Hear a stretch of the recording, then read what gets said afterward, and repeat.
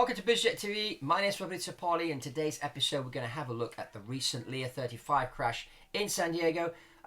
Interesting story. There's a few things we can learn from this about private jet operations. As I always say, you go out, you spend 25 million on the fancy jet, then you've got to think about hiring the right pilots, giving them the right training, getting the maintenance going in a certain way to keep the operations safe. And unfortunately, people do very well on the acquisition of the aircraft and then they forget all the rest. And this is why the safety record in private aviation is 5 times worse than the airlines. Now, in this particular situation, the aircraft was on an air ambulance flight on its way back to its home base at Gillespie Field in San Diego. The airplane was flying at night. There were 2 pilots on board, which was fairly experienced, and 2 nurses. They were coming in at night on an instrument approach for 1 runway. They then decided to cancel the instrument approach and transit from instrument flight rules to visual flight rules. When you do this, the responsibility of separation between the aircraft and the ground falls on the pilot, which means you have to be able to see the ground. The cloud layer at the time was 500 feet, and you've got high terrain to the east of the airfield. So, trying to come in on a visual approach at night is already tricky in a jet. Add the fact that you've got high terrain, add the fact that the cloud base is 500 feet, this is, you're putting yourself in a dangerous situation. Now, why did they do this? They've done it a number of times. It was their home base, so they were familiar. And this is where, they pushed themselves into a dangerous situation. Now, it looks like the aircraft at a certain point during the turn was really slow. It looks like, going by the flight data monitoring system that we've seen here on the flight radar, that the aircraft stalled, went into a spin and crashed into the ground, which meant that it was maneuvering at very slow speed. Now, maneuvering at slow speed and a thing like that means that the pilot's training wasn't adequate enough. And this is a problem with private jet operations. Now, I was talking to a pilot the other day who operates a different aircraft. It's a Challenger 300. And I asked this pilot, I said, how many hours did you fly last year? He said, we flew 56 hours. Bearing in mind that they do a lot of transatlantic flights, so 56 hours probably means, I would say, maybe 6-7 landings. And I said, well, how often do you go to the simulator? Once a year. Now, those two things ring an alarm bell, basically, because pilot training is really, really important in practice. Now, the safety record is 5 times worse in private aviation than it is with the airlines, and it's all down to training.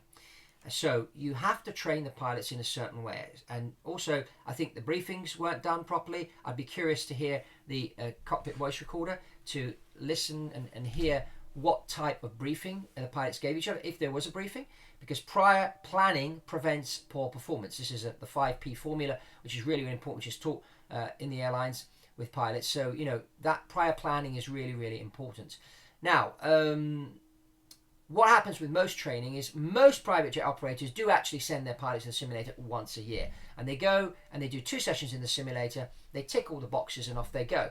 Now, but all the training is done to the minimum requirement. And I think this is one of the problems that happened here. Some operators don't even send their pilots to the simulator. They just do all the training in the aircraft. And it's a quick whiz round the traffic pattern, fail one engine, see how they do with one engine, go around with one engine, land with one engine, and that's it really.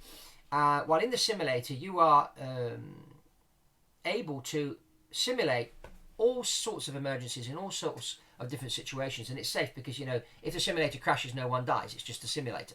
So I would say that here, I think pilot training played a very, very important role in causing this accident. So this is what the message out there.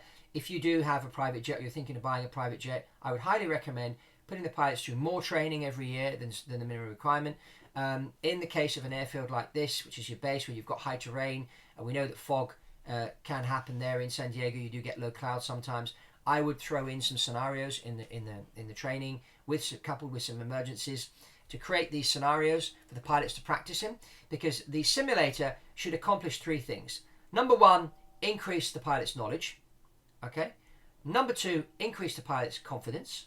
And while it's doing this, increase the pilot's awareness of certain situations and how bad certain situation can get if you don't have systems in place. So they did this circle to land, which is a tricky maneuver. I used to do it a lot when I was flying for the airlines, but we were trained in a certain way. And so you knew what you were doing, you briefed each other, and there were no surprises.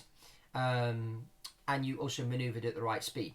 But you know, that's all built into the training. The pilots, there's some ground school about it, and there's a simulator, and you practice, and you know, you get it right, and then you practice it out on the line every week. So I don't think this happened here with this operator. So my advice, any of you looking to buy a private jet, you can ping me an email. We can get on and have a conversation. First consultancy call is free, and I can give you a bit of guidance. And then I would highly recommend that you have a training program for your pilots, which is a lot more than what the minimum requirement is. Yes, I know it's going to cost you a bit more money, but it's going to keep you safe, which is really, really important. Well, if you haven't subscribed to BizJet TV, I encourage you to subscribe to this channel. Let's get commentary going below. What's your take on this accident? I know it's still early days, but there's a number of factors that already and indicators that, you know, give me an idea of what actually happened, which is what I shared with you. And yeah, also check this video out about the recent Gulfstream G4 crash and my take on that one. And that's all from Fabrizic on BizJet TV, and I'll see you on the next one.